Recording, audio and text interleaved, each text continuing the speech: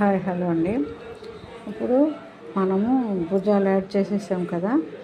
భుజాలు యాడ్ చేసేసాక ఇప్పుడు మనం చేతులు వేసుకుంటాం అన్నమాట. మనం ఫస్ట్ టక్స్ వేసుకుంటాం ఒక జాకెట్కి. ఇవి టక్స్ వేసుకుంటాం.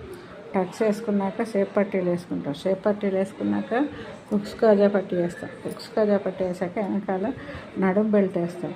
ఇవన్నీ వేసుకున్నాక భుజాలు యాడ్ చేసుకుంటాం. భుజాలు యాడ్ చేసుకున్నాక చేతులు యాడ్ చేసుకుంటాం. ఈ చేతులు యాడ్ చేసుకునేటప్పుడు ఒక్కటి చూడండి, ముందు భాగం వెనక భాగం సమానంగా పెట్టి చూసుకోండి. ఇలాగ సమానంగా పెట్టి చూసుకోండి.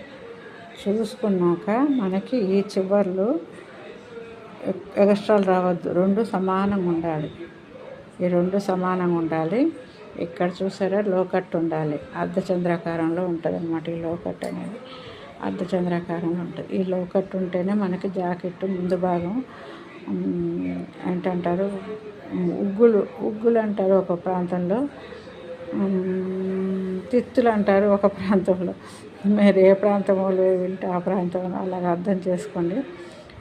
ఆంధ్రాలో తిత్తులు వచ్చేసినాయి అంటారు. అదే తెలంగాణ అయితే ఒగ్గులు వచ్చినాయి అంటారు. అదనమాట.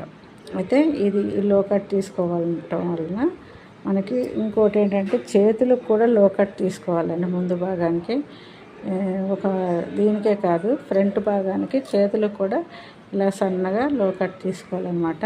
ఆ లోకట్ తీసుకున్న భాగము ముందు భాగానికి వచ్చేలాగా యాడ్ చేసుకోవాలన్నమాట. అయితే మనం చేతులు వేసుకునే ముందు సైడ్కి రెండు భాగాలు సమానంగా ఉండేలాగా చూసుకోవాలి. ఇక్కడ లోకట్ వచ్చిందో లేదో చూసుకోవాలి. అప్పుడు చేతులు యాడ్ చేసుకోవాలన్నమాట. ఓకేనా ఫ్రెండ్స్? ఓకే.